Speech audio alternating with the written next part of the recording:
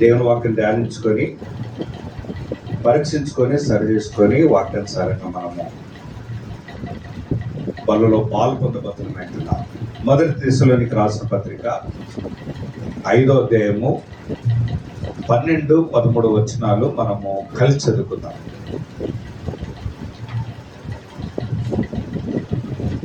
మొదటి దశలోనికి రాసిన పత్రిక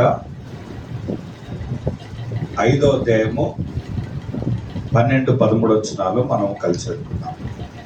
మరి సహోదరులారా, మీరు ప్రయాసపడుచు ప్రభునందు మీకు పైవారయిండి మీకు బుద్ధి చెప్పు వారిని మన్నన చేసి వారి పనిని బట్టి వారిని ప్రేమతో మిక్కిలి ఘనమించవలనని వేడుకొనుచున్నాము. మరియు ఒకరితోనొకడు సమాధానముగా ఉండుడి. ప్రార్థిస్తున్నాం. కృపల తల్లి, ఇంతవరకు నీ ప్రజలైన వారు మిమ్మల్ని స్తుతించారు, మహింపరిచారు, కనపరిచారు. వారిని బట్టి స్తుతిస్తున్నాను. నేను కూడా ప్రభా, మీరు ఒకప్పుడు నేను గొర్రెల వరే త్రోవ తప్పిపోయి నా ఇష్టమైన రీతిలో నేను జీవిస్తున్నది. నన్ను మీరు ప్రేమించారు. నన్ను మీరు నా కొరకే తండ్రి ప్రభా ఈ లోకానికి ఆయన వచ్చి నా కొరకు చనిపోయి సమాధి చేపట్టి తిరిగి లేచి ప్రభా మీరు నన్ను ప్రభా వెతికి రక్షించారు. నాయన మీ మార్గంలోనికి మళ్ళీ నడిపించారు. అందుని బట్టి స్తోత్రం తండ్రి. నా కొరకు ఎవరు కుటుంబ సభ్యులు కానీ, బంధువులు కానీ, స్నేహితులు కానీ ఎవరు నా కొరకు ప్రాణం పెట్టలేదు. కానీ మీరు మంచి కాపరిగా మీరు నా కొరకు ప్రాణం పెట్టారు, నా కొరకు చనిపోయారు.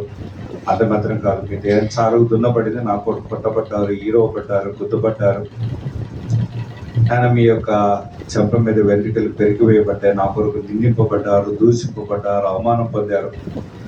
నా పాపం బట్టి నేను ఎంత శిక్ష అనుభవించవలసిన వాడినైనానో ఆ శిక్ష అవతనంతా మీరు కలుషులు నా కొరకు భరించారు. నాకు నిత్య జీవాన్ని ఇచ్చారు, సమృద్ధి జీవాన్ని ఇచ్చారు. అందుని బట్టి కూడా నేను నిన్ను స్తుతిస్తున్నాను. అంత మాత్రం కాదు, మీరు ప్రధాన యాజకులు నా కొరకు రానంటున్నారు. ప్రభా, మీతో కూడా సదాకాలం ఉంటారు నిరీక్ష మీరు నాకు అనుగ్రహించారు. అందుని బట్టి కూడా స్తుతిస్తున్నాను. ఈ సమయంలో మేము బల దగ్గరికి వచ్చి ఉంటున్నాం. ప్రభా, మీదేదో అలవాటుగా ఆచారంగా బలలో పాల్గొనకుండా వాక్యం విని సరి చేసుకొని యోగ్యంగా బలలో పాల్పొందగలటకు మీరు మాకు సహాయం చేయమని దాసుని మీ రక్తం ద్వారా కడిగి పరిశుద్ధపరచండి. మా తలంపులు అటు ఇటు వెళ్లకుండా వాక్యం మీద గమనం సహాయం చేయండి. ఎవరైతే మీ సన్నిధిని ప్రేమించి ప్రభా రాగలిగారో వారిని బట్టి స్తోత్రం తండ్రి. ఇంకెవరైతే మార్గమతులు ఉన్నారో సకాలం కృప చూపించండి. మా సమయాన్ని దీవెనకరంగా మార్చమని యేసునామం మనం ప్రార్థించి అడిగి వేడుకుంటున్నాం తండ్రి. ఆమేన్. కనుక ఈ దినము ప్రత్యేకత ఏంటంటే, ఈరోజు పాస్టర్స్ డే అంటారు. పాస్టర్స్ డే అనడం కన్నా పాస్టర్స్ అప్రిసియేషన్ డే అంటారు. అంటే ప్రతి వారికి ఏమని అంటే ఒక ఇంపార్టెంట్ డే అనేది ఉంది. కనుక లేబర్లకు ఉంది, చిన్నపిల్లలకు ఒక చిల్డ్రన్స్ డే ఉంది. అలా ప్రతి అకేషన్కు ప్రతి దానికి ఉంది. ప్రకృతి కూడా ఉంది, ఎర్త్ డే అనేది ఒకటి ఉంది, ఇంకా చాలా ఉన్నాయి. ప్రతి వ్యాధికి ఒక రోజు కూడా ఉంది, ప్రతి బ్యాడ్ హ్యాబిట్ కూడా ఒక రోజు ఉంది. అలా పాస్టర్స్ కూడా ఈ 365 రోజులు ఒక రోజు కేటాయించారు. దాన్ని ఏమంటారంటే పాస్టర్స్ అప్రిసియేషన్ డే అంటారు. ఇది అక్టోబర్ 12వ తారీఖు ఈ రోజు. మీరు గూగుల్లో కొట్టి వస్తుంది. అందుకే నేనే గూగుల్లో సెర్చ్ చేసి గ్రూప్లో నేనే పెట్టాను. ఎందుకంటే విశ్వాసులకు అది కూడా గుర్తుండదు. అర్థమైంది? అన్ని రోజులు గుర్తుంటాయి కానీ ఏం గుర్తుండదు. పాస్టర్స్ డే అనేది విశ్వాసులు గుర్తున్నది. అంటే మనకు ఎంత ప్రేమ ఉందో పాస్టర్స్ మీద దాన్ని బట్టి తెలుస్తుంది.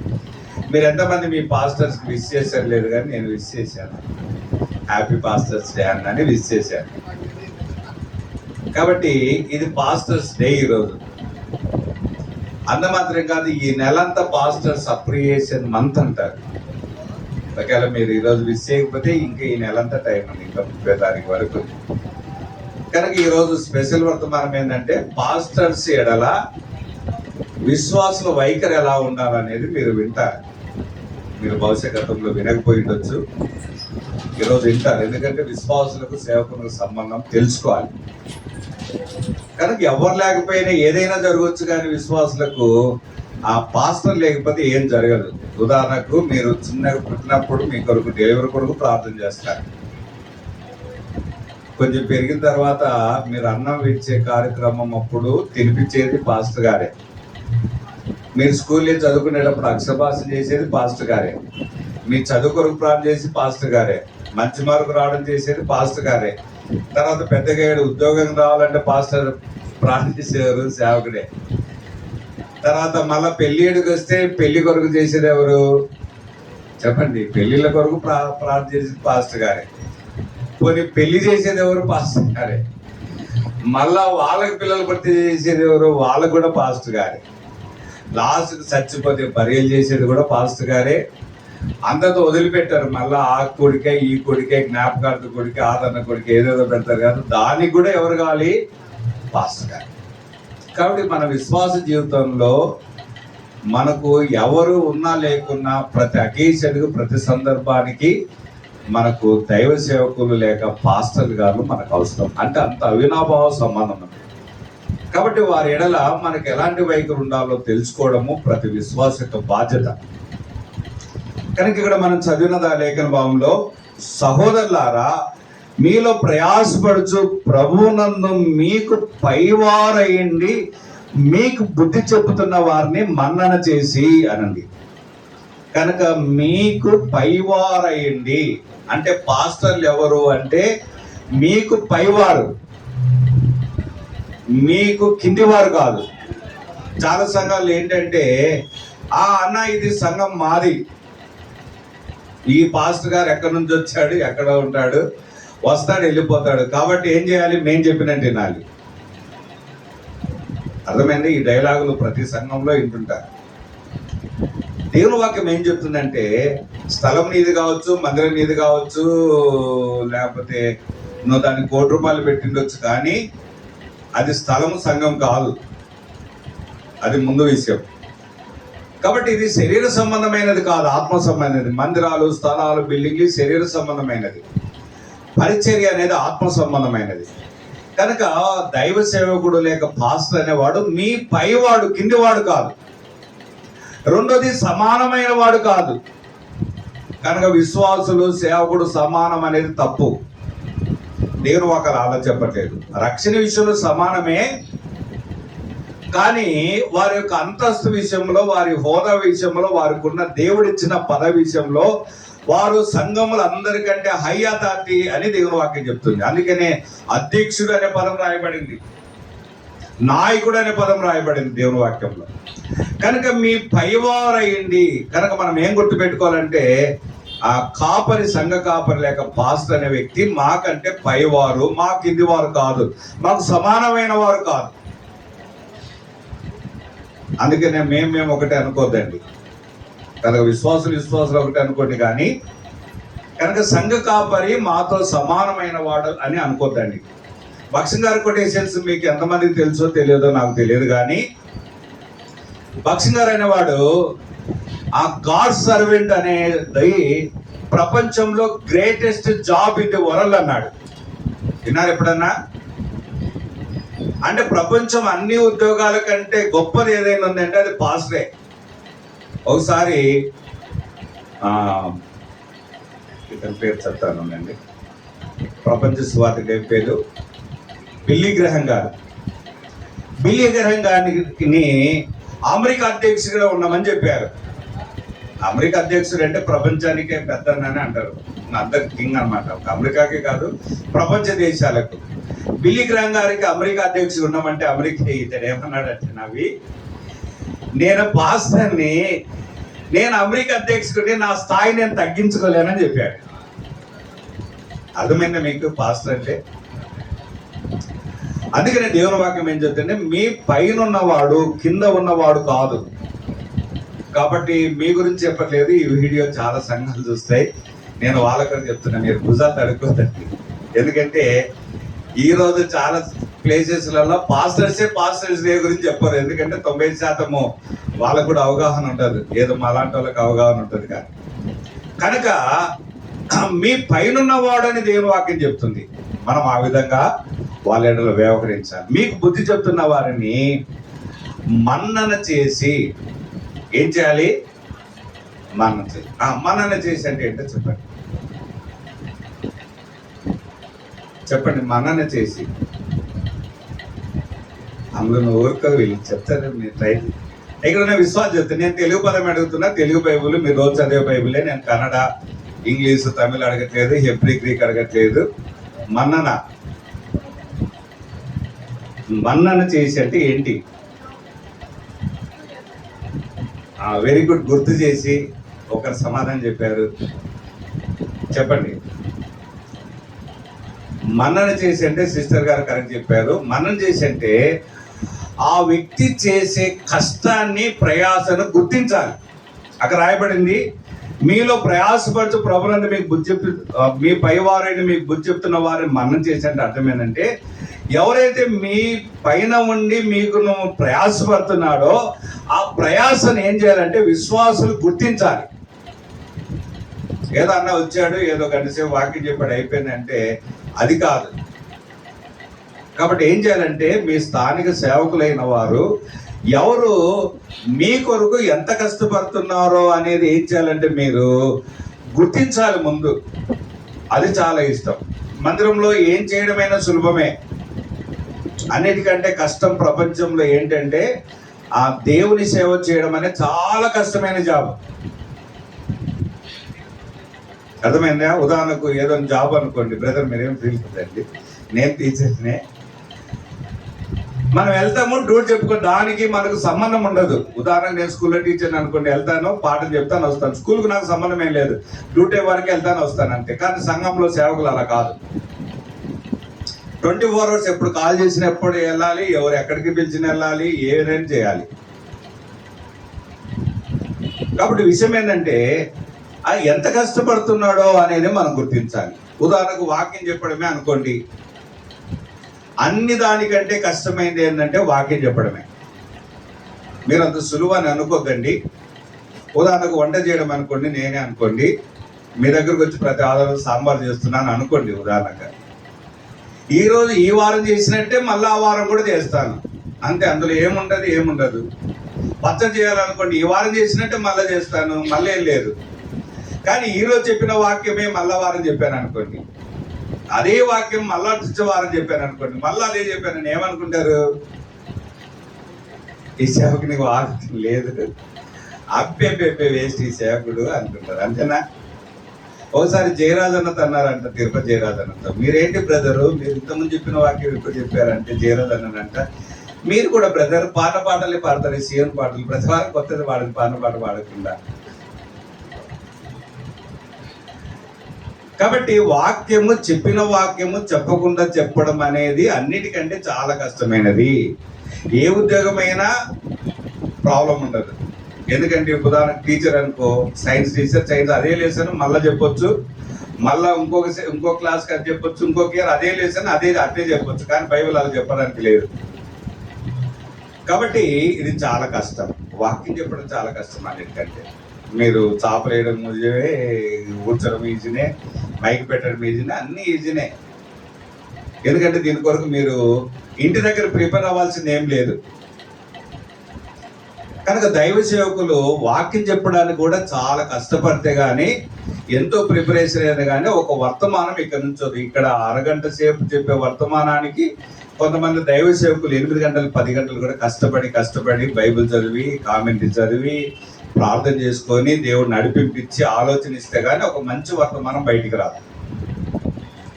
కాబట్టి మీ పైన నాయకుడు ప్రయాసపడుతున్న దాన్ని మీరు గుర్తించాలని దేవుని వాక్యం చెప్తుంది. ఒక ఆత్మ రక్షించబడాలంటే చాలా కష్టం.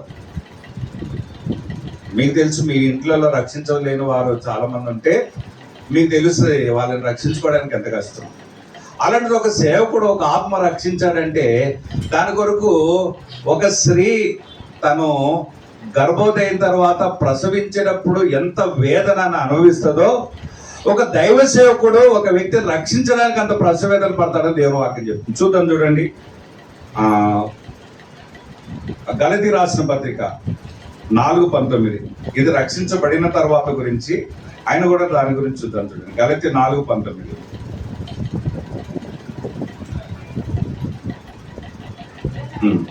నా పిల్లలారా, క్రీస్తు స్వరూపము మీ యందు ఏర్పడే వరకు మీ విషయమై మరలా నాకు ప్రసవేదన కలుగుతున్నది. అంటే ఒక స్త్రీ ప్రసవించేటప్పుడు తను ఎంత వేదన బాధ అనుభవిస్తుందో పౌలు అంటున్నాడు, క్రీస్తు స్వరూపం మీ యందు ఏర్పడే వరకు మీ విషయమై మరలా ప్రసవ వేదన. అంటే మరలా అనే పదం ఎందుకు రాయబడిందంటే, ఒక ఆత్మ రక్షించడానికి ప్రసవ వేదన పడ్డాడు. రెండోది, రక్షించబడిన ఆత్మను మరలా క్రీస్తు స్వరూపంలోనికి మార్చబడ్డానికి కొరకు మరలా ఏం చేస్తున్నాడు చెప్పండి? ప్రసవ వేదన. కనుక విశ్వాసులు టేక్ ఇట్ ఈజీ తీసుకోవచ్చు. భక్తి జీవితాన్ని నిజమైన దైవ సేవకులు దాన్ని టేక్ ఇట్ ఈజీగా తీసుకోండి. కనుక ఈ అన్ని మీటింగ్స్ ఎందుకు? సంఘ ప్రార్థన, బైబిల్ స్టడీ, ఫాస్టింగ్ ప్రేయర్, ప్రతిరోజు ఉపవాస ప్రార్థనలు, ఆల్రెడీ ప్రేయర్లు, స్పెషల్ మీటింగ్లు, బైబిల్ స్టడీలు, ఇవన్నీ ఎందుకొరకు అంటే ఏదో సేవకులకు పనిలాగా పెట్టట్లేదు, కానీ ఎలాగైనా సరే క్రీస్తు స్వరూపం మీ యందు ఏర్పడడానికి కొరకై ఇవన్నీ ప్రయత్నాలు అంతే. కనుక మరలా మీ విషయం ప్రసవేద పడుతున్నాడంటే ఆ వ్యక్తిని రక్షించడానికి ప్రసవేదన పడ్డాడు. రెండోది, రక్షించబడిన తర్వాత కూడా ఆ వ్యక్తి దినదినము క్రీస్తు స్వరూపంలో మార్చబడ్డానికి పాస్టర్లు, దైవ సేవకులు ఏం చేస్తారంటే ప్రసవ వేదన పడుతుంటారు. గుర్తించారు ఎప్పుడన్నా? మాకు వాక్యం చెప్పడానికి ఎంత కష్టపడుతున్నాడు, మమ్మల్ని రక్షణలో నడిపించడానికి ఎంత కష్టపడుతున్నారు, రక్షించబడే మమ్మలను మరలా క్రీస్తు స్వరూపంలోకి మార్చడానికి ఎంత ప్రసవేద పడుతున్నాడు, ఎంత కష్టపడుతున్నాడు అనేది గుర్తించాలి కదా. అది విశ్వాసులు దైవ సేవకుడు యొక్క ప్రయాసం ఏం చేయాలంటే గుర్తించాలి. ఇది మన్నన చేసండి. తర్వాత చూడండి ఇంకేమని రాయబడిందో చదవండి. మొదటి దశలో రాసిన పత్రిక 5వ అధ్యాయము 12-13 వచనాలు. వారిని మన్నన చేసి వారి పనిని బట్టి వారిని ప్రేమతో మిక్కిలి ఘనముగా ఎంచవలనని వేడుకొనుచున్నాను. వారిని మిక్కిలి ఆ ప్రేమతో ఆ ఘనముగా ఎంచవలనని వేడుకొనుచున్నాను. కనుక మన ఆ ప్రవర్తన కూడా వారిని ఏం చేయాలంటే ఘనముగా ఎంచాలని లేదు, మిక్కిలి ఘనముగా ఎంచాలని దేవుని వాక్యం ద్వారా మనము చూడబడుతున్నాం. ఇది మొదటి విషయం, దైవ సేవకుల పట్ల మన యొక్క వైఖరి.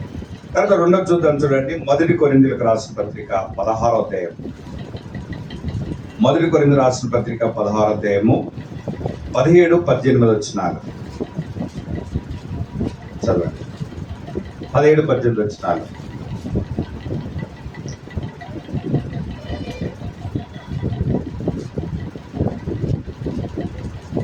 చదవండి. 1 కొరింథీయులకు రాసిన పత్రిక 16వ అధ్యాయము 17-18 వచనాలు.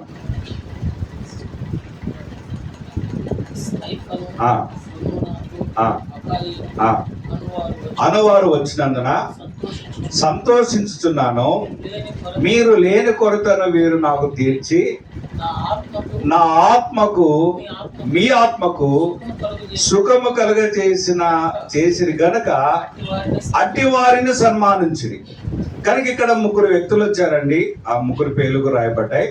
వారు వచ్చి పరిచర్య చేసిన కారణాన్ని బట్టి ఏమైందంటే వారి ఆత్మలకు సుఖము కలుగజేసిన గనక అట్టి వారిని సన్మానించాలి అని దేవుని వాక్యం చెప్తుంది. అంటే ఒక్కసారి వచ్చి పరిచర్య చేసిన వారినే సన్మానించాల్సి వస్తే ఇంకా మీ దగ్గర ఉండి ప్రతి మీటింగ్లో మీకు ప్రతి సందర్భంలోనూ పరిచర్య చేసే వారిని మీరు ఎంత సన్మానించాలి? ఇంకోసారి చెప్పమంటారా? ఒక్కసారి ఏదో గెస్ట్ స్పీకర్గా వచ్చి 2-3 రోజులు పరిచర్య చేసి వెళ్ళిన వారినే సన్మానించాలని దేవుని వాక్యం చెప్తుంటే ఇంకా మీ దగ్గరే సదాకాలం ఉండి రెగ్యులర్గా ఉండి ఎన్ని పరిచర్య చేస్తున్న వ్యక్తిని మీరేం చేయాలి చెప్పండి? సన్మానించాలి కదా. మీరు ఎప్పుడైనా సన్మానించారా? ప్రశ్న. ఎన్నిసార్లు సన్మానించారు? ఏ విధంగా సన్మానించారు చెప్పండి. చాలా సంఘాలు చేస్తారండి, అది మనం చేయమేమో. ఏమంటే వాక్యం ఎక్కడుందన్న భక్సింగ్ గారు ఎక్కడ చెప్పాడని అంటే, భక్సింగ్ గారు చెప్తేనే చెప్పండి, ఇంకా చేయకూడదు అని చెప్పండి. భక్సింగ్ గారు ఏ రోజు మీరు లైవ్ పెట్టుకోండి అని చెప్పండి. మరి అన్ని సంఘాలు పెట్టుకుంటున్నాయిగా. కాబట్టి దేవుని వాక్యం ఏం చెప్తుందంటే వారిని సన్మానించమని దేవుని వాక్యం చెప్తుంది. కనుక సన్మానించడం అంటే ఏంటో చూడడానికి ప్రయత్నం చేద్దాం. సన్మానించడం అంటే దేవుని మాట, క్షమించండి, వారి మాట వినడం అని అర్థం. దేవుడు ఏం చేశాడంటే మోసేను నువ్వు మాట్లాడు నీళ్ళు వస్తాయి అన్నాడు. ఈయనేం చేశాడు? కర్రతో కొట్టాడు. అప్పుడు దేవుడు ఏమన్నాడంటే, మీరు నన్ను సన్మానించలేదు అన్నాడు సంఖ్యాకాండంలో. అంటే అర్థమైందంటే చెప్పిన మాట వినలేదు, మీరు నన్ను నమ్మలేదు. మాట్లాడితే నీళ్ళు వస్తాయన్నా, మీరు మోసే మాట్లాడితే నీళ్ళు వచ్చేటి, కానీ మాట్లాడలే, కర్రతో కొట్టాడు. ఒకటి, మీరు నన్ను నమ్మలేదు. రెండోది, మీరు నా మాట వినలేదు. ఆ సందర్భంలో చెప్పబడింది, మీరు నన్ను సన్మానించలేదు అన్నాడు. సన్మానించడం అంటే లిటరల్ గా మనము చేరేసి చాలా సన్మానించవచ్చు. కొన్ని సంఘాల్లో చేస్తారు అలాగూ, అది తప్పేం కాదు, వాక్యానికి వ్యతిరేకం కాదు సన్మానించడం అంటే. రెండోది, సన్మానించడం అంటే వారి మాట వినాలని దేవుని వాక్యం చెప్తుంది. ఎంతమంది దేవుని మాట వింటున్నారు? ఎంతమంది దైవ సేవకుని మాట వింటున్నారు? కనుక దేవుని మాట వినడం ఎంత ప్రాముఖ్యమో దేవుని వాక్యం చెప్తుంది, దైవ సేవకుల మాట వినాలని కూడా చెప్తుంది. చూద్దాం, ఆరో ఫ్రెండ్స్ కూడా తర్వాత చూద్దాం. కనుక మీ సేవకుడు మీకు ఎన్ని చెప్పింటాడు, ఎన్ని అనౌన్స్మెంట్ చేసింటాడు? 10 గంటలకు రండి అంటే ఎంతమంది 10 గంటలకు వస్తున్నారు? వారి కొడుకులు రండి అంటారు, ఎన్ని కొడుకులకు వస్తుంటారు చెప్పండి? మనం ఏమైనట్టు దేవుని సేవకుడి మాట. సో మీకు బాధ అనిపించకపోవచ్చు, కానీ సేవకులకు బాధ అనిపిస్తారు. మన కుమారుడు లేక కుమార్తె ఎక్కడికన్నా వెళ్ళి స్కూల్కు కాలేజీకి వెళ్ళి 4-5కు రావాల్సిన వాళ్ళు 7 వరకు రాలేదనుకో, ఎలా ఫీల్ అవుతాము చెప్పండి? వస్తారు ఎప్పుడోసారికి, రాకపోయినా పర్లేదు అనుకుంటామా? నిజమైన తెలియదు అనుకోము. స్కూల్కి ఫోన్ చేస్తాం, కాలేజీకి ఫోన్ చేస్తాం, వాళ్ళ దగ్గర ఫోన్ చేస్తాం, ఎందుకు రాలేదు, ఈ లేట్ అయింది ఎందుకు, ఎంత టెన్షన్ పడతాము. అలాగే ఒక దైవ సేవకును కూడా ఒక విశ్వాస ఆదివారం మాత్రమే కాదు, ఏ కొడుకు రాకుండా అంత బాధపడతాడు. నేను చూశాను, అన్న స్టార్టింగ్ ప్రార్థన అయిపోయిన తర్వాత కూడా మిస్డ్ కాల్ ఇచ్చాడు, ఎందుకంటే అప్పుడన్నా మందిరం గుర్తొస్తుందేమని. మీ రెస్పాన్సిబిలిటీ, మీ బాధ్యత దేవుని దగ్గర రావడం అంతే. కాబట్టి విషయం ఏంటంటే, దేవుని మాట వినాలి, దైవ సేవకుల మాట కూడా వినాలి. అది సన్మానించడం అంటే దేవుని వాక్యం రాయబడింది. ఇంకా చూద్దాం, చూడండి, 1 తిమోతి రాసిన పత్రిక 5వ అధ్యాయం 17వ వచనంలో సన్మానించడం అనే దాని గురించి. 1 తిమోతి రాసిన పత్రిక 5వ అధ్యాయం 17వ వచనం.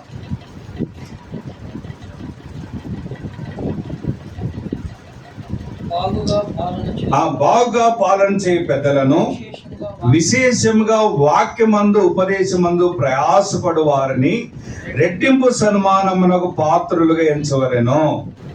కనుక విశేషముగా వాక్యమందు ఉపదేశమందు ప్రయాసపడు వారిని రెట్టింపు సన్మానమునకు పాత్రులుగా చేయవలెను. అంటే మిగతా వారిని ఎంత ఆనర్ చేస్తామో అంతకంటే డబల్ ఆనర్ ఎవరు చేయాలంటే, వాక్యము చెప్పడానికి ఎక్కువగా ప్రయాసపడే వారికి డబల్ సన్మానం చేయాలి. అర్థమైందండి? మనం ఎంతవరకు చేస్తున్నాం చెప్ప రెట్టింపు పాత్ర. ఇది మన బైబిల్ ఉండేది. సో దీన్ని ఒరిజినల్ ఏముందో చెప్తాను. ఎందులో చెప్పండి, ఇదే వర్సెస్ ఒరిజినల్ గ్రీక్ లో బైబిల్ రాసినప్పుడు ఏం రాశారో చెప్తాను. మన బైబిల్లో లేదు ఇది, అది బైబిల్ కామెంటరీస్ లో ఉంది. తెలుగు వాడుక బస్ బైబిల్లో కూడా రాయబడింది. ఒకవేళ మీకు తెలియదేమోనని దాన్ని స్క్రీన్ షాట్ చేసి మీ గ్రూప్ లో కూడా పెట్టాను, నేను తర్వాత చూసుకోండి. ఏమనుందంటే, అవసరమైతే వారికి ఆర్థికంగా కూడా సహాయం చేయండి అని ఉంది. వాక్యం చెప్పే వారికి ఏం చేయాలి చెప్పండి? అన్న బాగా చెప్పాడు, మా సేవకుడు బాగా చెప్పాడు, తెలుసు, మీ సేవకుడు బాగా చెప్తాడు నాకు తెలుసు. మా అక్క వాళ్ళు ఎవరి గురించి చెప్పలేదు, బేతలు చాలా మంది చేసింటారు, కానీ అన్న గురించి చెప్పే వాళ్ళు ఎప్పుడు ఒకసారి రండి అంటే ఎవరింట్లో బర్త్డే ఉంటే అన్న మెసేజ్ ఇవ్వడానికి నేను వచ్చాను చాలా నెలల క్రితం. కానీ బాగా చెప్పాడు అనుకుంటే కాదు, ఏం చేయాలి? ఇంగ్లీష్ బైబిల్ గురించి పేయం అని ఉంది, అంటే వాళ్ళకి ఏం చేయాలి? ఆర్థికంగా కూడా సహాయం చేయాలి. ఊరికి బాగా చెప్పాడంటే రూపాయి ఖర్చు కాదు, అదే కాదు, ఏం చేయాలి? సహాయం చేయాలి. నేను నంద్యాల బేతేల సేవ చేసినప్పుడు బైబిల్ స్టడీకి 250 మంది వచ్చేవాళ్ళు. విశ్వాసులు చాలా మంచి వాళ్ళే, దానికి ఇదేం కాదు. ఒక కుటుంబం ఏం చేశారంటే, ప్రతి బైబిల్ స్టడీ అయిపోయిన తర్వాత ఏం చేసేవాళ్ళు? డబ్బులు ఇచ్చేవారు. నేను అడిగాను, మీకు ఇస్తున్నారు డబ్బులు, పోనీ ఏదైనా మీ ఇంటికి వస్తే ఇస్తే అది వేరే. అంటే వాళ్ళు అన్నారు, అన్న మేము వాక్యం ద్వారా మేలు పొందుతున్నాం అందుకు ఇచ్చాము. ఆదివారం ఆఫరింగ్ సంగతి కాదు నేను చెప్పేది, ప్రతి మెసేజ్కి. సో కాబట్టి మీరు దేవుని వాక్యం ద్వారా మేలు పొందినప్పుడు ఏం చేయాలి? మీరు ఆర్థికంగా కూడా డబ్బులు ఇవ్వమని దేవుని వాక్యం చెప్తుంది. అందుకే నేను స్క్రీన్ షాట్ పెట్టాను, ఆర్థికంగా సహాయం చేయాలని దేవుని వాక్యం చెప్తుంది. అంటే మనం వాక్యానికి వెలగట్టినట్టు కాదు, అది మీరు ఇచ్చేది చాలా తక్కువనే కానీ అది మన బాధ్యత. కాబట్టి రెట్టింపు సన్మానమునకు అంటే అందరికి ఇచ్చే స్థాయి ఇవ్వకూడదు. కొంతమంది ఏం చేస్తారంటే విశ్వాసులకు భోజనం ఎలా పెడతారు, సేవకులకు అలాగే పెడతారు. అర్థమైంది? అలా పెట్టొద్దండి. ఎందుకంటే దేవుని వాక్యం చెప్తుంది రెట్టింపు సన్మానం. నేను ఎప్పుడు స్పెషల్ మీటింగ్ పెట్టినా విశ్వాసులకు వేరే పెడతాను, సేవకులకు సపరేట్ కౌంటర్ పెడతాను. ఎందుకని అంటే దేవుని వాక్యం చెప్తుంది వారు రెట్టింపు సన్మాన పాత్రులు. నేను కిందనే కూర్చుంటా, ఇంతకుముందు వచ్చినప్పుడు కూడా కిందనే కూర్చున్నా. అన్న లేదన్న మీరు సేవకులు చైర్లో కూర్చున్నా అన్న. ఎందుకనంటే రెట్టింపు సన్మానం నాకు పాత్రలు కనుక మనం కూడా ఆ దైవ సేవకులను మనము సన్మానించాలి అని దేవుని వాక్యం చెప్తుంది. ఈ ఒక్క రోజనే కాదు, ఈ నెల ఒకటేనే కాదు, ఎప్పుడు ఎల్లప్పుడు కూడా.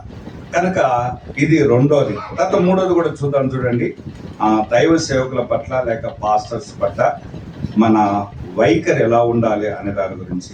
మొదటికేమో మనము వారి ప్రయాసం గుర్తించాలి, అలాగే వారు మనకంటే పైవారు అని చూసాం. రెండోది వారిని సన్మానించాలని చూసాం. అవసరమైతే వారికి సహాయం చేయాలని కూడా రాయబడింది.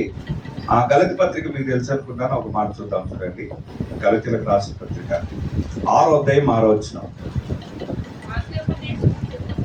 ఆ వాక్యోపదేశం పొందువారు ఆ ఉపదేశించు వారికి మంచి పదార్థములన్నిటిలో ఆ భాగం ఇవ్వాలి. ఏం చేయాలి? ఉపదేశము పొందువారు అంటే మీరు వాక్యం వింటున్నారు, నేను వాక్యం చెప్తున్నాను అంటే నాకేమని చెప్పట్లేదు, మీ స్థానిక సేవకునికి. ఓ వాక్యోపదేశం పొందువారు ఉపదేశించు వారికి మంచి పదార్థాలన్నిటిలో భాగం ఇవ్వాలి. అంటే మీరు ఎన్ని ఆ మంచి పదార్థాలు తింటున్నారు, చెడ్డ పదార్థాలు తినర్లేండి ఎవరు. అన్నిటిలో ఏమివ్వాలి? భాగం ఇవ్వాలి. మంచిది పాలన నాకు బాగా పరిచయము. నేను అక్కడికి వెళ్ళాను ఒక 3 days బ్యాక్. నాకు క్షమించండి, చాలా ఇయర్స్ బ్యాక్ 3 days అక్కడ ఉన్నా. అన్న నాకు క్లోజ్ కాబట్టి కొన్ని విషయాలు చెప్పాడు. ఏం చెప్పేవాడు అంటే, అన్న మ్యారేజ్ కాకముందు 3 సంవత్సరాల తర్వాత మ్యారేజ్ అయింది అక్కడ సేవ చేసేటప్పుడు. ఆయన ఏం చెప్పాడంటే, ఉదయం టిఫిన్ కానీ, మధ్యాహ్నం భోజనం కానీ, సాయంకాలం స్నాక్స్ కానీ, రాత్రి భోజనం కానీ ప్రతిరోజు చెప్పండి ఆయన దగ్గరకు వచ్చేదంటే, ఏ రోజు 3 సంవత్సరాలు ఒక్కసారి కూడా నేను స్టవ్ వెలిగించుకోలేదని చెప్పాడు. ఇంకోసారి చెప్పమంటారా? 3 సంవత్సరాల్లో ఒక్కసారి కూడా నేను స్టవ్ వెలిగించుకోలేదన్నాడు. సరే మ్యారేజ్ అయిపోయింది, చాలా సంవత్సరాలు అయిన తర్వాత నేను అక్కడికి వెళ్ళాను. ఎక్కడికి? బీదర్కి వెళ్ళాను. నేను 3 రోజులు ఉన్నాను. అంటే సండే స్కూల్ పరిచయం గురించి ఏ క్లాస్ వాళ్ళకి ఏం లెసన్ చెప్పాలనేది ప్రిపరేషన్ చేయడానికి వెళ్తే 3 రోజులలో ఒక పూట వెళ్ళిన పూట తప్ప ఇంకా 3 రోజుల్లో ఎప్పుడు మేము భోజనం చేయలేదు వాళ్ళ దగ్గర. ఎందుకు చెప్పండి? ఏంటి చెప్పారు? ఆ విశ్వాసులే అండి, ప్రతిరోజు విశ్వాసులే. ఇక్కడ ఉంటే అందరూ వస్తుంటారు, మాకు డిస్టర్బెన్స్ అని. ఏం చేసామంటే చాలా దూరం ఒక విశ్వాస పొలం ఉంటే మేము ఆ పొలంలో వెళ్ళి, రైతులు కూర్చుంటారు కదా కొంచెం మైట్ కట్టుకొని, ఏదో కర్రలు పెట్టుకొని కట్టుకుంటారు కదా, అక్కడికి వెళ్ళి కూర్చొని మేము ప్రిపరేషన్ చేసుకుంటున్నాం పొద్దున్న సాయంత్రం వరకు. విశ్వాసులు అక్కడికి పంపించారు బాక్స్, వేరే 10 కిలోమీటర్ల దూరంలో ఉన్నా. అర్థమైందా? ఈరోజు ఏం లేదంటే విశ్వాసులకు అంత లేదు ప్రేమ. నాన్న ప్రైజ్లు ఆడంటారు అంతే. కనీసం ఈరోజు ఏం వండుకున్నారన్నా, ఏం చేశారన్నా, తింటున్నారన్నా, తినట్లేదన్నా, ఇంట్లో ఏమున్నాయన్నా, మీకు ఏమన్నా ఆర్థిక ఇబ్బంది ఉందన్నా, మీకు మేము ఇచ్చేది సరిపోతున్నాయన్నా అనే వాళ్ళు లేరు.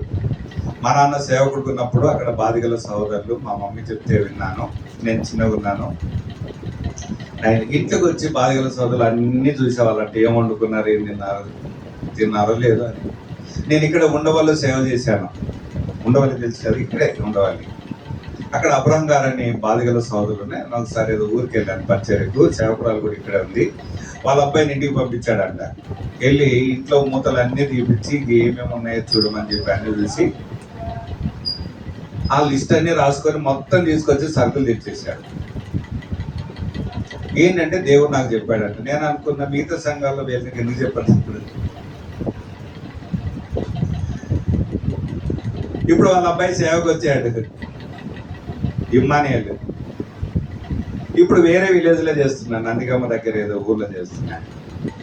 ఇప్పుడు ఆ బ్రదర్ ఒకసారి కలిసి చెప్పాను, ఏం చెప్పాడంటే అతనికి చిన్న సంఘం పాపం, అప్పుడు కాదులేండి. ఇప్పుడు ప్రతి నెల ఆ బ్రదర్ కు ఒక విశ్వాసి ప్రతి నెల 3,000 ఎంతో ప్రతి నెల ఇంట్లో ఖర్చులకు ఇస్తున్నాడు. అప్పుడు చెప్పిన బ్రదర్ వన్స్ అప్ టైం మరి నాకు ఇచ్చారు కదా, అందుకే దేవుడు మీకు ఇస్తున్నాడు. దీని వాక్యం ఏం చెప్తుందంటే మంచి పదార్థాలు అన్నింటిలో ఏమి ఇవ్వాలి, భాగం ఇవ్వాలి. ఎప్పుడో సంవత్సరానికి ఒకసారి 2 సార్లు అన్న భోజనానికి రండి అని పెట్టడం కాదు. మంచి పదార్థాలు అన్నింటిలో మీరు ఏం తిన్నా అందులో సేవకునికి భాగం ఇవ్వాలని దేవుని వాక్యం చెప్తుంది. కనుక ఈరోజు ఆ సేవకు సమర్పించుకున్న వాళ్ళు లేరు. కనుక ఒక 20 సంవత్సరాల క్రితం 30 సంవత్సరాల క్రితం అయితే ప్రతి హెడ్ క్వార్టర్ అనే పదం బైబిల్లో లేదు, కానీ సేవకు సమర్పించుకున్న వాళ్ళు విస్తారంగా వచ్చేవాళ్ళు. ఆర్డర్ కలిస్తే 50 మంది 100 మంది కూడా సేవకు వచ్చేవాళ్ళు ఆ దినాల్లో. ఈ దినాల్లో చూడండి ఎక్కడ ఎవరు లేరంటే సేవకులు రావట్లేదు, సమర్పించుకోవట్లేదు. ఎందుకంటే సంఘంలో పరిస్థితులను బట్టి. దీని బదులు జాబ్ చేసుకుంటే ఎక్కువ సంపాదించుకోవచ్చు, లేదు ఎందుకు ఈ కష్టాలు ఎందుకు ఈ బాధలు ఎందుకని. అంటే సంఘము సేవకులను పోషించే విషయంలో ఆర్థికంగా సంఘం ఏమైందంటే తగ్గిపోయింది. ప్రతి సంవత్సరం మీరు గూగుల్లో కొట్టండి, 1,500 మెంబర్స్ ప్రతి సంవత్సరము సంఘంలో సేవకులు ఉన్న వాళ్ళు సేవను వదిలిపెట్టుకొని సంఘాలు వదిలిపెట్టి వెళ్ళిపోతున్నారు. ఎందుకంటే సంఘము దేవుని సేవకులను పట్టించుకునే విషయంలో తప్పిపోతున్నారు. మనం అలా ఉండడానికి కొరకే దేవుడు ఈరోజు మనతో మాట్లాడుతున్నాడు. కనుక ఇది రెండోది. తర్వాత మూడోది చూడడానికి మనం ప్రయత్నం చేద్దాం. ఫిలిప్పీలకు రాసిన పత్రిక 4వ అధ్యాయం 16-18 వచనాలు. ఫిలిప్పీలకు రాసిన పత్రిక 4వ అధ్యాయము 16 నుంచి 18 వరకు. నేను ఏలైనగా తెస్సలోనికేలో కూడా మీరు మాటికి నా అవసరం తీర్చడం సాయం చేస్తుంది. నేను ఈవిని అపేక్షించి లాగు చెప్పట్లేదు, కానీ మీ లెక్కకు విస్తార ఫలం రావాలనని అపేక్షించి చెప్పుచున్నాను. నాకు సమస్తమును సమృద్ధిగా కలిగి ఉన్నది. మీరు పంపిన వస్తువులు ఎపఫ్రాదితు వలన పుచ్చుకొని ఏమీ తక్కువ లేకున్నానో అవి మనోహరమైన సువాసనయు దేవునికి ప్రీతికరమున ఇష్టమైన యాగమునై ఉన్నవి. కనుక వీళ్ళు ఫిలిప్పీ సంఘము చాలా మంచి సంఘం. పౌలు ద్వారా చాలా సంఘాలు కట్టబడ్డాయి, కానీ అన్ని సంఘాల గురించి కొన్ని స్టేట్మెంట్లు ఇవ్వలేదు. ఫిలిప్పీ 1వ అధ్యాయం రాయబడింది, నేను మిమ్మల్ని నా హృదయంలో ఉంచుకున్నాను అన్నాడు. ఇంకా ఏ సంఘాన్ని గురించి చెప్పలేదు. పౌలు ద్వారా చాలా సంఘాలు కట్టబడ్డాయి. ఒక ఫిలిప్పీ సంఘాన్ని గురించి మాత్రమేమన్నా అంటే నన్ను మీ హృదయంలో ఉంచుకున్నాను, నా హృదయంలో మిమ్మల్ని ఉంచుకున్నాను అన్నాడు 1వ అధ్యాయంలో. కాబట్టి వీళ్ళు ఎంత మంచి వాళ్ళంటే ఇతడు అక్కడ సేవ చేసినప్పుడు మాత్రమే కాకుండా ఇతడు సేవ చేయకుండా ఉన్న దినాల్లో ఇతడు రోమ్ చెరసాలు ఉన్నప్పుడు ఫిలిప్పీ పత్రిక రాయబడింది. దీన్ని చెరసాల పత్రికలు అంటారు. అతడు ఈ ఫిలిప్పీ సంఘానికి పౌలు ఉన్న దగ్గరికి 800 కిలోమీటర్ల దూరం. ఈయన ఇక్కడ సేవ చేయకపోయినప్పటికీ వీళ్ళు ఏం చేశారంటే మాటికి అతనికి ఏం చేస్తున్నారంటే సాయం చేస్తున్నారు. కొన్ని సంఘాలు ఎలా ఉంటాయంటే ఆ సంఘంలో సేవ చేసినంత మాత్రమే సంఘాన్ని మా సేవకుడు తెగ పోగొట్టారు, పట్టించుకుంటారు. ఆ సంఘంలో సేవ చేయకపోతే ఏం చేయరు చెప్పండి, మా సేవకుడు కాదని పట్టించుకోడు. నీకు ప్రార్థన చేశాడు, నిన్ను రక్షణలోనికి నడిపించాడు, ఆత్మీయంగా దేవుడు అంతా చేశాడు, ఎట్లా మర్చిపోతావు అప్పుడే కదా. అంటే నీ సంఘంలో ఉన్నంత వరకే పట్టించుకోమని దేవుని వాక్యం చెప్తుందా. ఈ ఫిలిప్పీలు అలా చేయలేదు. ఏం చేశారు, 800 కిలోమీటర్ల దూరంలో ఉన్నా కూడా మాటికి నా సాయం చేశారు. పౌలు ఏమనంటే నాకు సమస్తం సమృద్ధిగా ఉన్నది. ఇప్పుడు నేను మీకు వేసే ప్రశ్న ఏంటంటే మీ దైవ సేవకులు ఆ మాట చెప్పగలరా? మా విశ్వాసులు మాటికి నా అవసరాలు తీరుస్తున్నారు, నాకు సమృద్ధి ఉంది అని ఎంతమంది చెప్పగలరో చెప్పండి. సేవకులు మీ సంఘం గురించి కాదు, మిగతా సంఘాల గురించి నేను చెప్తున్నా. ఎంతమంది నాకు సమృద్ధిగా నేను ఎంతమంది చెప్పగలరు? ఒక దైవ సేవకుడు ఉన్నాడండి, ఆయనకు చాలా మంది పిల్లలు ఉన్నారు, కొడుకులు ఉన్నారు, ఒక్కొక్కడికి చాలా మంది కూతుళ్ళు ఉన్నారు. ఆయన భక్ష్యంగారితో కలిసి సేవ చేసిన వ్యక్తి. ఆయన ఒక స్థానిక సంఘం, ఆయన సేవ చేసినప్పటి నుంచి ఆయనకు శాలరీ సిస్టమ్ లేదు, అంటే అది వాక్యానుసారం కాదు. ఇంకొక ప్లేస్కి వెళ్ళినప్పుడు శాలరీ సిస్టమ్ అన్నారు. ఆయన ఏం చెప్పాడంటే, నాకు ఇంత కావాలంటే, నాకు ఇది మా పిల్లల మెయింటెనెన్స్, నా మెడికల్ సరిపోదంటే, అందులో నాకు సిస్టర్ ఏమన్నదంటే, సేవకునికి 50,000 ఇంత అవసరమా అని అన్నది. అంటే విశ్వాసులు అయితే ₹1,00,000 సంపాదించుకోవచ్చు, 50,000 సంపాదించుకోవచ్చు, 2 లక్షలైన జీతాలు చేసుకోవచ్చు, వాళ్ళ పిల్లలు కలెక్టర్లు కావచ్చు, డాక్టర్లు కావచ్చు, ఇంజనీర్లు కావచ్చు. సేవకుల పిల్లలు మాత్రం ఏం చేయకూడదంట, వాళ్ళ పిల్లలు డాక్టర్లు కాకూడదు, ఇంజనీర్లు కాకూడదు, కలెక్టర్ కాకూడదు, మంచి ఉద్యోగం చేయకూడదు, వీళ్ళు మాత్రం గవర్నమెంట్ స్కూల్. అది ఎక్కడ న్యాయము చెప్పండి? మీకు తెలిసిన ఏ సంఘంలో కూడా ఒక్క సేవకుని కూడా 50,000 ఇవ్వట్లేదు ఇప్పుడు, తెలుసా? చాలు ఇవ్వడమే తప్పు. అర్థమైందా? చిన్న సంఘాలు ఏం చేస్తారంటే, నేను ఫస్ట్ సంఘానికి వెళ్ళినప్పుడు 16 సంవత్సరాల క్రితము సాలరీ సిస్టమ్ లేదు, బాక్స్ మొత్తం కౌంట్ చేసి ఇచ్చేసేవాళ్ళు. అది వాక్యానుసారమైనది. ₹250 మాత్రమే వచ్చేది. అప్పుడు ఏమంటారు, అన్న మీకు విశ్వాసం ఉండాలన్నా అంటారు. నేను చెప్తాను, సరే బ్రదర్, విశ్వాసం ఉండాలి, మంచిదే, నీకు ₹1,00,000 వస్తుంది కదా, నీ ₹1,00,000 ఇచ్చేసే, నాకు 1 సంవత్సరం ఇవ్వు, అప్పుడు విశ్వాసం నువ్వు చూపించు, నాకు నీ దగ్గర నేను నేర్చుకుంటే ఇస్తున్నా ఎవరన్నా. అంటే నీకు విశ్వాసం అవసరం లేదు, చేపల విశ్వాసం అవసరమా? ఇచ్చేవాళ్ళు. అందులోనే ఫ్యామిలీ మెయింటెనెన్స్, అందులోనే కరెంటు బిల్లు, అందులోనే సువార్తకి వెళ్ళడానికి ఖర్చు, అందులోనే సంఘం మెయింటెనెన్స్, అందులోనే మాకు. అంటే తక్కువ వచ్చినప్పుడేమో ఇస్తారు, ఎక్కువ వచ్చినప్పుడేమో ఏం చేస్తారు, శాలరీ ఇస్తామంటారు. కాబట్టి విషయం ఏమిటంటే, దేవుని వాక్యం ఏం చెప్తుందంటే, వీళ్ళు అలాంటి వాళ్ళు కాదు. పిలిపిస్తారు, వాళ్ళు సమృద్ధి నాకు ఇచ్చారు అని అన్నాడు. అంటే ఏమన్నారంటే, ఇది నాకేమి తక్కువ చేయలేదు, మీరు పంపిన వస్తువులు ఎఫ్రోది వల్ల పుచ్చుకొని ఏమీ తక్కువ లేకున్నాను, అవి మనోహరము, సువాసనయు, దేవునికి ప్రీతికరమును, ఇష్టమైన యాగం. కానీ మనం ఏమనుకుంటా, దేవునికి ఇష్టమైన యాగము ఆరాధన చేస్తే దేవునికి ఇష్టం అనుకుంటాం. మంచిది, ఆరాధన చేయాలి, చేయదని చెప్పట్లేదు. అయితే ఓల్డ్ టెస్టిమెంట్ లో యాగాలు ఉన్నాయి, బలులు ఉన్నాయి, న్యూ టెస్టిమెంట్ లో లేవు అవన్నీ. ఇప్పుడు మనమేం బలు అర్పించట్లేదు, అవన్నీ ఆత్మ సంబంధం బలు అయినాయి. అందులో దేవునికి ప్రీతికరమైన ఇష్టమైన యాగం ఏదైనా ఉందంటే అది ఇదే. ఏంటిది చెప్పండి? దేవునికి ప్రీతికరం ఇష్టమైన యాగం ఏంటి చెప్పండి? ఇప్పుడు దాకా చూస్తున్నారు, మీరు మాటి మాటికి నాకు సహాయం చేశారు, నా అవసరాలు తీర్చారు, మీరు పంపిన వస్తువులు ఎవరు పుచ్చుకొని ఏమి తక్కువ లేకున్నానో అవి మనోహరమైన సువాసని, దేవునికి ప్రీతికర ఇష్టమైన యాగం. దేవునికి ప్రీతికరం యాగం ఏంటంటే, మనము దేవుని సేవకులకు సహాయం చేయడం, వస్తువులు ఇవ్వడం. మీ దైవ సేవకుడు ఏంటంటే ఏం చెప్పగలడు? మా విశ్వాసులు ఈ వస్తువులు ఇచ్చారన్నాను, మీ వస్తువులు ఎన్నో ఉన్నాయి మీ సేవకు దగ్గర చెప్పండి. కానీ పౌలు చెప్తున్నాడు, వస్తువు కాదు, వస్తువులు మీరు నాకు ఇచ్చారు, అవి దేవునికి ప్రీతికరమైన ఇష్టమైన యాగము. కాబట్టి ఆరాధించడం మాత్రమే కాదు, దైవ సేవకులకు సహాయం చేయడం కూడా అది దేవునికి ప్రీతికరమైన యాగం అని దేవుని వాక్యం చెప్తుంది. కింద మనం తెలిసి వాక్యం 19, కాగా దేవుడు తన ఐశ్వర్యం చొప్పున క్రీస్తు మీలో మీ ప్రతి అవసరం తీర్చును. చాలా మంది ఏం చేస్తారంటే ఈ మాట చెప్తారు, ప్రభా క్రీస్తు దగ్గర తీరుస్తాను కదా ప్రభా, ప్రార్థన చేస్తున్నాను, నా అవసరం తీర్చు ప్రభా అంటాడు. దేవుడు తీర్చాడు. ఎందుకు తీర్చాడు అంటే, అక్కడ ఏమన్నానంటే, కాగా దేవుడు తన ఐశ్వర్యం. కాగా అంటే ఏంటి? దాన్ని ఇంగ్లీష్ లో కంజంక్షన్ వర్స్ అంటారు. అంటే పైన పదానికి కింద పదానికి లింక్ పదం. అది కాగా అంటే అర్థం ఏంటంటే, నీవు దైవ సేవకుల అవసరాలు తీరుస్తేనే నీ ప్రతి అవసరం నేను తీరుస్తానని అర్థం. అది మన దేవుని అవసరాలు తీర్చకుండా ప్రభా నా అవసరం తీర్చండి, అది ఎట్లయితుంది? కాగని పదం లేకుంటే అది వేరే. కాగని పదం ఉంటే అన్న అర్థమైందంటే, నీవు దేవుని సేవకుల అవసరాలు తీరుస్తే నేను మీ అవసరాలు తీరుస్తానని అర్థం. మనం పైన దాన్ని వదిలిపెట్టేస్తాం. ప్రభా క్రీస్తు ప్రతి అవసరం తీర్చు ప్రభా అని ప్రార్థన చేస్తాం. ఎందుకు తీరుస్తాడు?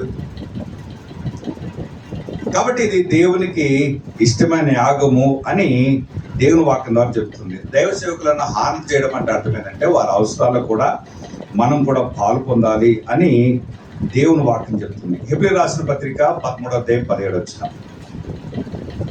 హెబ్రీ రాసిన పత్రిక 13వ అధ్యాయం 17 వచనం.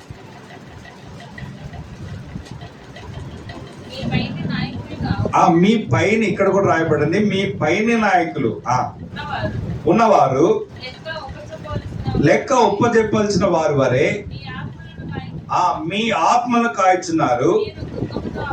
వారు దుఃఖముతో పని చేసినలా మీకు నిష్ప్రయోజనం గనక దుఃఖంతో కాక ఆనందం చేయనట్టు వారి మాట విని వారికి లోబడి. ఇక్కడ కూడా మీ పైన నాయకుడైన మళ్ళా రెండోసారి కూడా రాయబడింది. కనుక ఆ ప్రతి ఆత్మకు సంఘంలో ఎంతమంది విశ్వాసులు ఉన్నారో వారందరికీ ఆ దైవ సేవకులైన వారు ఏం చేయాలంటే దేవునికి లెక్క అప్పచెప్పాలి. సేవకులను కూడా దేవుడేం విడిచిపెట్టాడు. సంఘాన్ని నిర్లక్ష్యం చేసి విశ్వాసం నిర్లక్ష్యం చేస్తే వదిలిపెట్టాడు ఎవరైనా. కాబట్టి ఇక్కడ రాయబడింది లెక్క చెప్పవలసిన మీ ఆత్మలు కాయచున్నారు, మళ్ళీ శరీరాలను కాదు, మీ ఆత్మలు కాయచున్నారు. వాచ్మెన్ డ్యూటీ కాదు సేవకుడు అంటే. ఒకసారి ఏమైందంటే మేము సేవకులు కూడా వెళ్తున్నాం, నేను బాధిగల సహోదరులు వెళ్తా ఉన్నాం. అక్కడ నంద్యాల సేవ చేసినప్పుడు సేవకురాలు పాప ఇంట్లో ఉంది.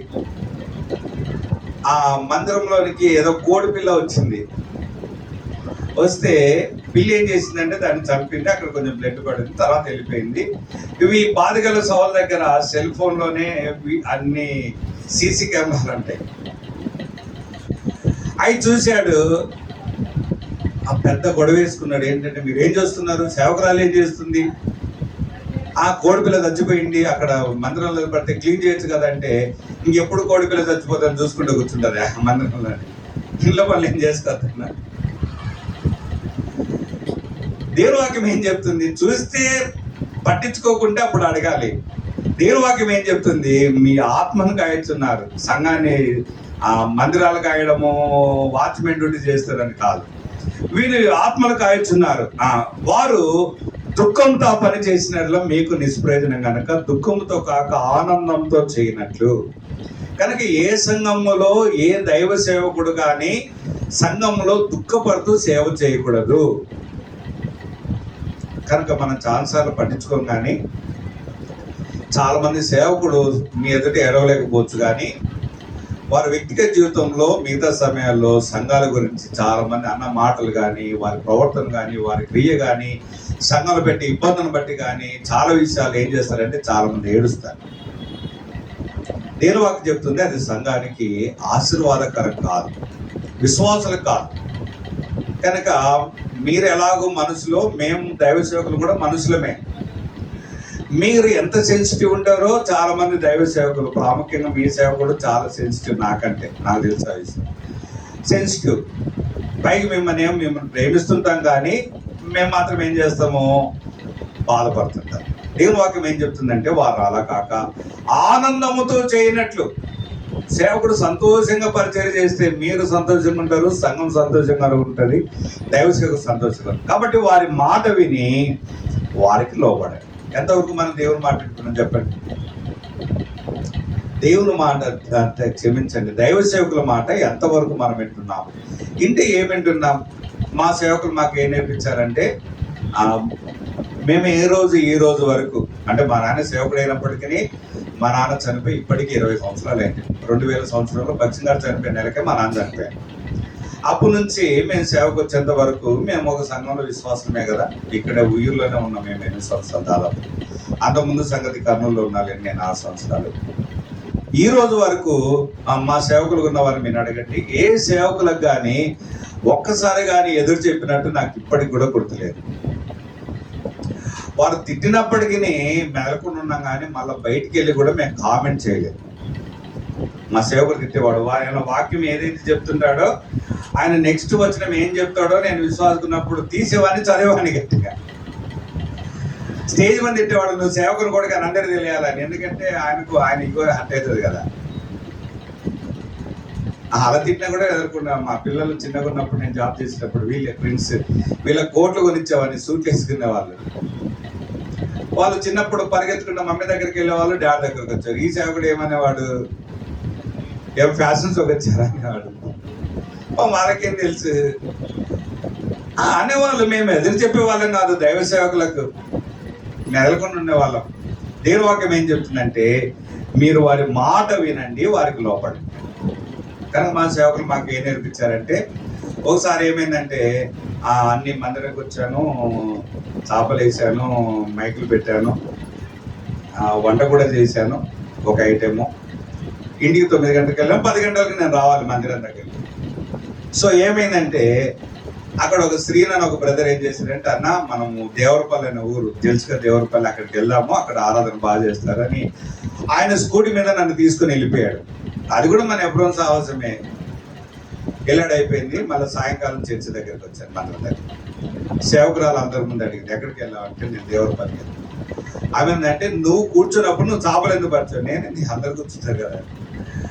ఆమె తిట్టింది, ఎందుకు వెళ్ళావు, మాకు చెప్పకుండా ఎందుకు వెళ్ళావు, అది క్రమేనా అన్నది. నేను అప్పుడు అన్నా, సరే అంటే ఇంకెప్పుడు మీకు చెప్పకుండా. ఆ రోజు నుంచి చెప్పకుండా ఏ రోజు నేను మందిరం మానుకోలేదు, చెప్పకుండా వేరే దగ్గర కూడా వెళ్ళలేదు. మనకున్న అలవాటు ఏంటంటే మనం అసలు చెప్తారా? ఇది సూపర్ మార్కెట్కో షాపింగ్కి వెళ్ళి మన అవసరాలు తీసుకుని వచ్చినట్టు దేవుని మందిరం రాకూడదు. మనం ఏ కూడికి రాకపోయినా మా సేవకులు ఏం నేర్పించారంటే ఇన్ఫర్మేషన్ ఇచ్చేవాళ్ళం. అన్న సంఘ ప్రార్థన రాలేకపోతున్నామన్నా, అన్న బైబిల్ స్టడీకి రాలేకపోతున్నామన్నా చెప్పేవాళ్ళం. ప్రతి నియమ కూడికకి నేను చెప్పేవాడిని. రాలేని పక్షంలో నాకు గుర్తుండే 99% ఏ సంఘ ప్రార్థన కానీ బైబిల్ స్టడీగా నేను మారలేదు. రూపస్ అని ఇక్కడే ఉంటాడు, ఎందుకే పాడో ఒకసారి కనుక్కోండి. ఆయన అప్పుడు సేవకురాలు అక్కడే ఉన్నాడు, వాళ్ళ డాడీ సేవ చేసేటప్పుడు కనుక్కోండి ఒకసారి. అబ్రహం గారి సేవకుడు బేతేలో కూడా చేశాడు, ఇప్పుడు హైదరాబాద్. ఆయన కూడా అడగండి. ఏ వార కోడికలు నేను మానలేదు.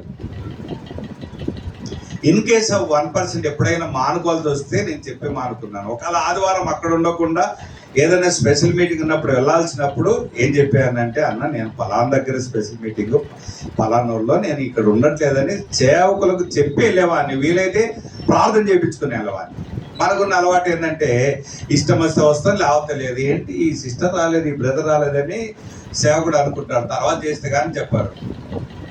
మీరు డ్యూటీ చేస్తున్నారు అనుకోండి, డ్యూటీ చేసే దగ్గర మీరు చెప్పకుండా మానుకుంటారా? చెప్పండి, మానుకుంటారా? స్కూల్ కాలేజ్ కూడా ఈరోజు ఏం చేస్తారు, రాకపోతే ఎప్పుడో ఫోన్ చేస్తారు, మళ్ళీ మీకు సంజయ్ చెప్పాలి. కాబట్టి ఇది చేపల market, super market, Rythu Bazar కాదు. ఇష్టం వచ్చినప్పుడు వచ్చి ఇష్టం వచ్చినప్పుడు వెళ్ళడానికి. మన పైన ఒక నాయకులు ఉన్నాడు, మన పైన ఒక అధికారి ఉన్నాడు, మన పైన అధ్యక్షులు ఉన్నారు. కనుక ఏం చేయాలంటే కనీసం మనకు అక్కర్లు ఉంటాయి, మంచిదే, కానీ ఇన్ఫర్మేషన్ ఇవ్వడం అనేది మన పైన ఉన్న నాయకులు మనకు నేర్పించిన క్రమం. కనీసం ఈ రోజు నుంచి ఎక్కడికైనా ఇన్ఫర్మేషన్ ఇవ్వండి. చెప్పలేని పరిస్థితులు కనీసం మెసేజ్ అన్న పెట్టండి. అన్న ఈరోజు సంఘ ప్రార్థన రాలేకపోతున్నాను, ఈరోజు బైబిల్ స్టడీ రాలేకపోయి, ఈరోజు ఫాస్టింగ్ రాలేకపోతున్నాను, ఈరోజు ఆదివారం వేరే అర్జెంట్ పనులు వెళ్ళాల్సి వచ్చింది, వెళ్తున్నానంటే అప్పుడు ఏమవుతుంది, మనం వాళ్ళకి హానర్ చేసినట్టు అవుతుంది. ఇంకోటి వాళ్ళు టెన్షన్ పడరు, ఎందుకు రాలేదని. ఇంకోటి ఏంటంటే ప్రార్థన చేస్తారు, పలానాకు ఈ పనికి వెళ్ళింది, పలానా ఈ పని మీద పలానా దగ్గరికి వెళ్ళారు, వారు వెళ్ళే పని కార్యం సఫలం చేసి ప్రార్థన కూడా చేస్తారు. దేవుని వాక్యం ఏం చెప్తుందంటే, మీరు వారి మాట విని వారికి లోబడి. కనుక మన దైవ సేవకులకి ఇచ్చే అన్నిటికంటే పెద్ద గిఫ్ట్ ఏంటంటే, చాలా ఉన్నాయి లేండి, నేను ఆల్రెడీ పెట్టాను. సేవకులను మనం ఇవ్వాల్సిన 10 గిఫ్ట్ల గురించి కూడా లింక్ పెట్టాను గ్రూప్లో. అన్నిటికంటే ఏంటంటే, దేవుని సేవకులు మాట విని వారికి లోబడి ఉంటే అది అన్నిటికంటే మనం ఎక్కువగా హానర్ చేసినట్టు, గౌరవించినట్టు. దేవుని వాక్యం మనకు అలా చెప్తుంది. కనుక మనం ఈ దినం నుంచి అయినా మనం అలా పాటించడానికి ప్రభు మనకు సాధించింది. ఇంకో మాట చెప్పి మనం తీసుకున్నాం. 3వ యోహాను పత్రిక 1వ అధ్యాయం. 3వ యోహాను పత్రిక 1వ అధ్యాయం.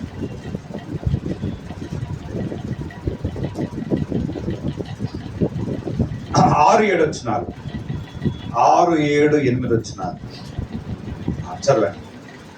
ఇది చదవండి, ఇది చెప్పి నేను ముగిస్తాను. వారు నీ ప్రేమను గురించి సంఘం ఎదుట సాక్ష్యం ఇచ్చిరి. వారు అన్ని జనుల వల్ల ఏమి తీసుకొనక ఆయన నామ నిమిత్తము బయలుదేరి గనక దేవునికి తగినట్టుగా నీ వారిని సాగనంపినలా నీకు యుక్తమును మనము సత్యమునకు సహాయకులమగునట్లు అట్టి వారికి ఉపకారం చేయబద్దులమైనాము. కనుక ఇక్కడ పరిచర్య చేయడానికి వచ్చి వెళ్ళిన వారి గురించి రాయబడింది. ఎవరు ఏంటి అనేది మనకు సమయం లేదు, కానీ వారి గురించి ఇక్కడ ఏమంటుందంటే, ఎవరైతే వచ్చి పరిచర్య చేశారో వారు బయలుదేరి వెళ్ళేటప్పుడు ఆ దేవునికి తగినట్టుగా నీ వారిని సాగనంపినలా నీకు యుక్తముగా ఉండను. అంటే మనకు యుక్తమైనట్లు కాదు, ఎట్లా మనకు తగినట్టు కాదు. అక్కడ ఏమని రాయబడింది, దేవునికి తగినట్టుగా నువ్వు వారిని సాగనంపాలని. ఇంకా కొన్ని వాడుక భాష బైబిల్ ఏమిటంటే దేవునికి ఇష్టమైన రీతిలో పోషించి సాగనంపాలని. దేవునికి ఇష్టమైన రీతి అంటే మనము దైవ సేవకులు ఏంటంటే మన వ్యవహారము మనకిష్టమైనట్టు కాదు. ఎలా ఉండాలంటే దేవునికి ఇష్టమైన సాగనంపే విషయంలో కూడా ఉండాలి. కనుక చాలా మందికి తెలియదు. సేవకుడు వచ్చేటప్పుడు ఎంత సంతోషపడతారో మంచిదే. కొన్ని సంఘాలు ఏం చేస్తాయంటే సేవకుని పంపించేటప్పుడు కూడా సరైన రీతిలో పంపించారు. కనుక నేను ఏలూరులో సేవ చేసినప్పుడు గురువారం బైబిల్ స్టడీ చెప్పాను. నేను చెప్పిన సంఘక్రమం వాళ్ళకి నచ్చక ఏం చేశారంటే శుక్రవారం ఫోన్ చేశారు, మీరు రావద్దని మేము వేరే సేవకుని పెట్టుకుంటాం. ఒకవేళ ఆదివారం వస్తే ఏమవుతుంది, విశ్వాసులందరూ సేవకుని కావాలంటారు కదా. అందుకే వీళ్ళు ఏం చేస్తారంటే ఆదివారం సేవకుని ఉంచకుండా పంపిస్తారు. ముందున్న దినాలు ఏం చేసేవాళ్ళంటే అసలు ట్రాన్స్ఫర్ అనేది వాక్యానుసారం కాదులేండి. 12 మంది శిష్యులలో 11 మంది అసాక్షులు, యూదాను వదిలిపెట్టి మిగతా 10 మంది అసాక్షులు అయ్యారు. ఒక యోహాన్ మాత్రమే, ప్రకటన రాసిన యోహాన్ మాత్రమే నార్మల్గా చనిపోయాడు. అంటే ఫిజికల్ డెత్, అంటే సహజ మరణం పొందాడు అసాక్షిగా. బైబిల్ పండి చెప్పే విషయం ఏంటంటే అతడు ఒకే సంఘంలో చనిపోయేంత వరకు సేవ చేశాడు. ట్రాన్స్ఫర్స్ అనేది బైబిల్ ఎక్కడ లేదు. ఒకవేళ ఉంటే నేను నాకు తర్వాత చూపించాను. ఎక్కడుంది? మందిరము స్థానిక సంఘం అన్నా తల్లి లాంటిది అని అంటారు. ఓకే, మరి తండ్రిని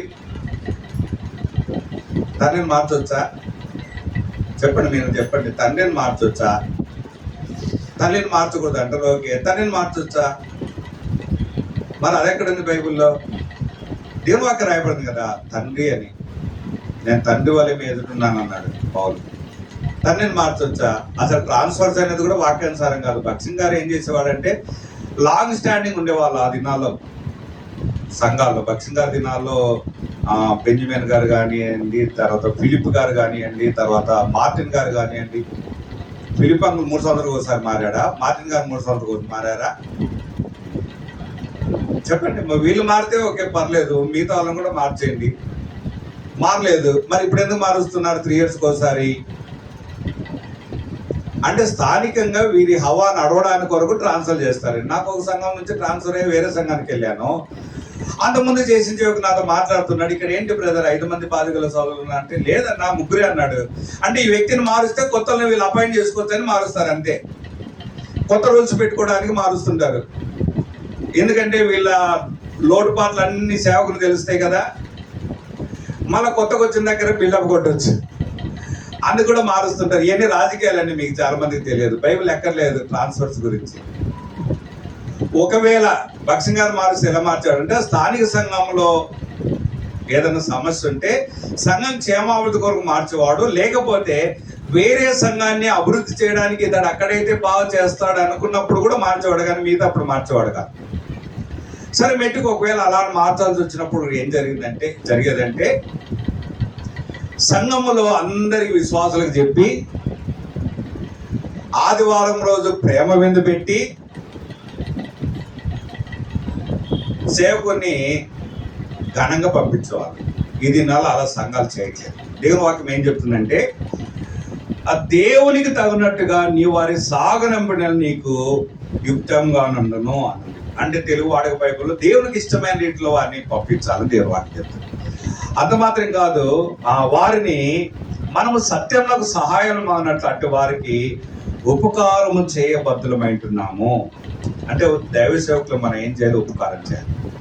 అలా చేస్తే ఏమవుతుందంటే మనము వారితో జత పని వారము, సత్యమునకు సహాయమైనట్లు అన్న పదం దగ్గర ఏమన్నంటే ఫుట్నోట్లో జత పని వారం అన్నట్టు. అంటే మీరు దేవుని సేవకుతో కలిసి మీరు సేవ చేయలేకపోయినప్పటికీ దేవుని సేవకులైన వారికి మీరు ఉపకారము చేస్తే, లేక వారిని పోషిస్తే, తెలుగు వాడి బైబిల్లో పోషిస్తే పోషిస్తే వారికి ఆర్థికంగా సహాయం చేస్తే, వారు పరిచర్య చేసినప్పటికీ నువ్వు చేయకపోయినప్పటికీ దేవుని వాక్యం ఏం చెప్తే నువ్వు వారితో కలిసి పరిచర్య చేసినట్లే. ఎందుకంటే జత పనివారు, జత అంటే కలిసి, జత పనివారు అంటే ఇద్దరు కలిసి చేస్తే దాన్ని జత పనివారు అంటారు.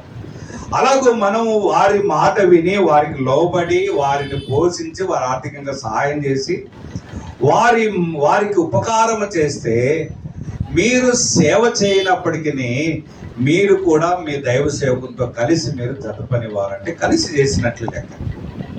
కాబట్టి ఈ మాటలు మనం వీటిలో ఉంచుకొని కనుక మనం దైవ సేవకులతో మనము వైఖరి ఎలా ఉండాలో కొన్ని మాటలు విన్నాం. ఒకవేళ గతంలో అలా లేకుండా ఉండింటే ఈరోజు దేవుడు చాలా విషయాలు మనతో మాట్లాడాడు కనుక బల దగ్గరకు వచ్చినప్పుడు పరీక్షించుకొని ప్రభా నన్ను కనికరించు క్షమించు, నేను గత దినాలు అలా లేను, సేవకుల విషయం నా వైఖరి ఇలా ఉండేది, నువ్వు నాతో మాట్లాడవు, నేను ఈ రోజు నుంచి సరి చేసుకుంటున్నానని చెప్పి మనం ఏ విషయంలో సరి చేసుకుంటాం ఆ విషయంలో మాత్రం ప్రభు దగ్గర సమాధాన పడి క్షమాపణ కోరుకొని మనం పరీక్షించుకొని బలం పాపం దేవుడి లేఖన భాగాలు మన ఇంట్లో దీవించుకున్నాం.